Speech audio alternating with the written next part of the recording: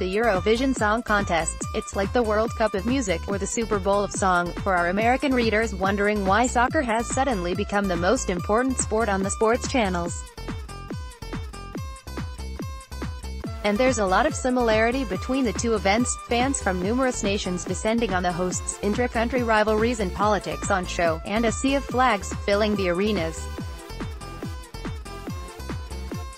But the World Cup is a heck of a lot larger than the song contest. What should the EBU be looking at from FIFA's little event? At the highest level, it's about connecting to the audience. And here, the song contest has the edge, because much as FIFA wants to say it is football that connects the world, it's really music. Me and me mum and me dad and me gran, if there's one thing that has powered England fans through the last month, it's been the music, and it's not difficult to understand why. Trying to bond over a specific goal or describe a moment between fans is not an easy thing to do. The closest you could probably get is either Kenneth Woolston Holmes' "They think it's all over, it is now," in the 1966 World Cup final, or Björg Lillian's "Your boys took a hell of a beating" in the 1982 World Cup qualifying round. The emotional connection comes through the songs that are associated with the World Cup. The anthems that were put together to show support for the teams back in the 70s, 80s, and 90s that were taken onto the terraces, and the musical anthems that can be used as a shorthand for emotions and experiences are everywhere. If the Eurovision Song Contest wants to take just one simple lesson away from the World Cup, it is this: if you capture emotion, you capture the hearts and minds of everyone involved. And music is emotion. There's no formula for the right football song, although Vindaloo's mess of almost non-sequiturs and na-na-na rhythmic chanting gets awfully close. Neither is there one for winning the song contest. But the best songs tap into feeling. Perhaps the lyrics of Three Lions are a bit more forward and brash in their intentions compared to the sublet emotions of Amar Pulwadwa, but the connection is there. Did you know the football was on? You know what FIFA is good at: promotion. Everyone knows that the World Cup has been on. Companies want to be involved either directly through promotion or subtle versions of guerrilla marketing that implies a connection to football without any mention of FIFA's event. Apple's latest series of videos about editing video on the iPad in its Berlanga's Island Cup 2018 promotional video is a key example. With the best will in the world, the Eurovision Song Contest does not have that sort of support. Combined viewership numbers from around the world are great for PR purposes, but it's hard to draw direct comparisons. Going for a smaller subset gives a much better idea of the difference in engagement. UK broadcaster ITV saw a peak of 26.6 million viewers for the England vs Croatia semi-final, and an 84% share of the viewers watching. Compare that to the 2018 Eurovision Song Contest in the UK, which had a peak of 8.1 million viewers and a share of around 30%. 90 minutes of football is 3 times more popular than a well-crafted 3-minute pop song on a single night. But it's more than one night. The song contest is a long way behind the World Cup in terms of saturation coverage and the ability to dominate the news cycle for a month, but in the window of the contest's semi-finals and grand final, the modern dynamics of news and social media does give Eurovision a strong foothold in the cycle. Events in the host city do contribute to Eurovision Week, but outside of the host city and the host broadcaster, what else is there for everyone who will be watching on the Saturday night? The host broadcaster has an important part to play, but the logistics of a modern contest stretch the resources of a public broadcaster. If the Eurovision Song Contest is to step up to the next level and become more than one night of event television, and I'm assuming that one achievable goal is to get a week of coverage around the world, then the challenge is for the EBU, its members, and the partner organizations that work on the song contest is to take that existing love of the contest and work out how to build on it. How do you get to Saturday night? There are a multitude of reasons for Eurovision's Big Five to be given an automatic place in Saturday night's grand final, which are beyond the scope of this article, and of course the hosts are also allowed to skip the semi-finals. That leaves 20 slots to fill from the Eurovision semi-finals, and I'd argue that selecting the countries for the Saturday night means the Song Contest semi-finals are more like the qualifying rounds for the World Cup. And here things could get very interesting. A quick recap on the two formats. All the countries that enter the Eurovision Song Contests, minus the Big Five and that year's hosts, are placed into 6 pots, before being drawn into 2 semi-finals. The pots ensure a spread of counties that have exhibited cultural diaspora over the years, and is the method of choice to reduce neighborly voting that skew results away from quality and towards geography. All the countries that enter the World Cup submit entries to their FIFA confederations, of which there are 6. Each confederation is awarded a number of entries to the finals, and organizes an intra-member competition to fill these slots. Some go with a league-based approach, some go with a knockout. This is complicated by some confederations having half a slot, resulting in inter-confederation games to decide on these half slots, so the Oceanic Confederation saw New Zealand play the CONMEBOL's Peru for a slot in the World Cup finals. The EBU should not be afraid to experiment with the Eurovision Song Contest. It has to evolve and change to meet the challenges of the current broadcast environment. We don't sit around as an invited audience in tuxedos and evening gowns in respectful silences, we don't have an orchestra being forced to recreate the sound of Midnight Gold, and we no longer rely on juries to determine the winner. Things have to evolve to stay fresh, and the Eurovision Song Contest should not recoil from change.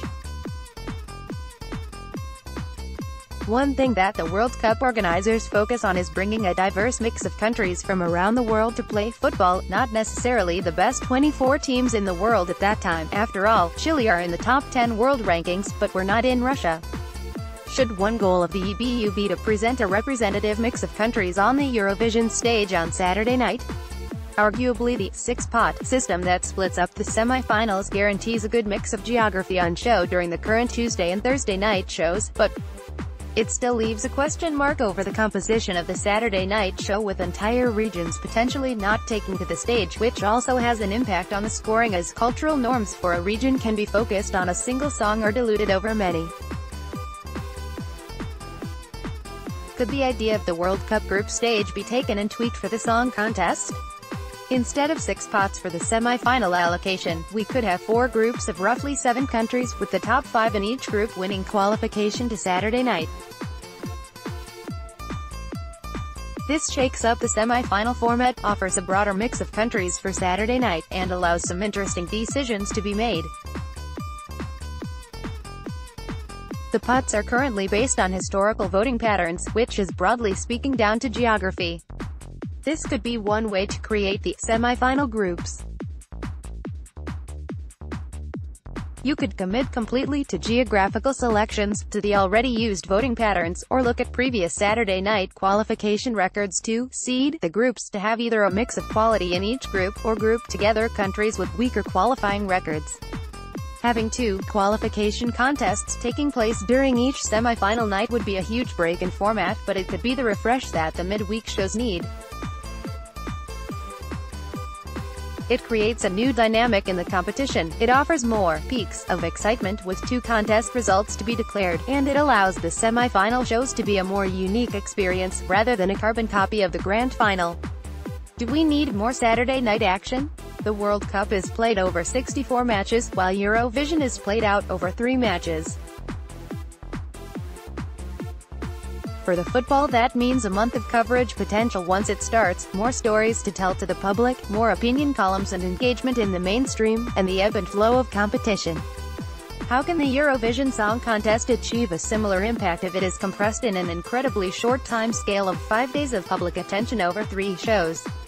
Given the viewing figures of the song contests, focusing on the single Saturday night show is the safest option. This is a show that delivers a significant increase in viewership for the EBU's broadcast partners, creates one of the biggest musical showcases in the world, and offers countless opportunities for EBU members to share knowledge and learn from others. What would happen if it changed from 2 midweek shows followed by 1 Saturday night, to 3 Saturday night shows? Yes, there would be more logistical challenges, there would be more time needed on the ground, and there would be extra costs involved. Discussion with the EBU's own members is critical to work through the impact on financial and technical resources, but 3 spectacular Saturday night with increased viewing figures and engagement is surely worth examining. What's on the screen?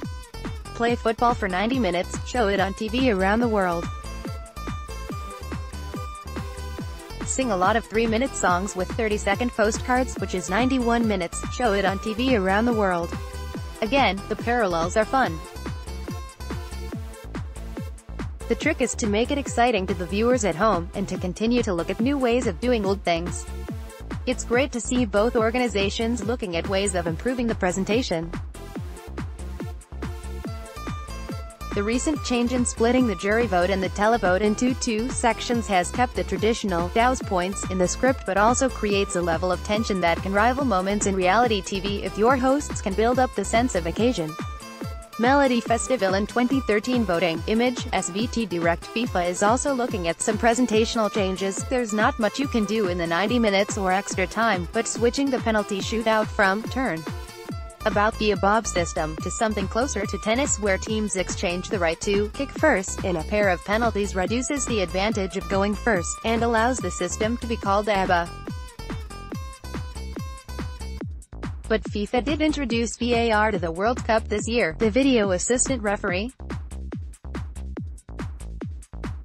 allowed a team of referees to analyze certain plays to confirm if any rules had been broken, or to alert the on-pitch referee that they might want to look at something again to see if anything had been mixed.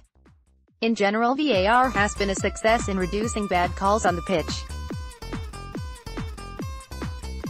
Watching over the contest, Image, Ewan Spence. Maybe it's time for Eurovision to consider its own version of VAR. Obviously, in extreme circumstances, the EBU will offer acts the chance to perform once more for the public, and options some countries have taken up recently, and others have not, but I'm looking more towards the jury than the public. Currently, the jury members all watch the backup tape, as it is recorded during the second all-up dress rehearsals of the semi-finals and grand final. No commentary, no explanations, once through. Isn't it right that the jurors are officially given the chance to watch the performances more than once? The EBU has already passed the point of the jurors voting on a different performance, so why not give them the scope to examine performances more than once to come to a conclusion? The built-in recaps are not enough if they do not capture the key moment of a song or the point where stagecraft is to be closely examined, a jury note listened, or choreography is to be timed. Think big. Why is the World Cup as big as it is? Partly because of football's place in the world, but also because FIFA decided to make it the biggest event in the world, took every opportunity to big up the cup. The World Cup has taken the sporting element and made it more entertaining, more engaging, and more mainstream. The Eurovision Song Contest can do the same. It starts from a point of entertainment, but by building up the competitive side of the song contest and increasing the engagement and opportunity it offers, it can aim to deliver more value to the EBU's members, to the musicians who take part, and to the cultural impact it can offer.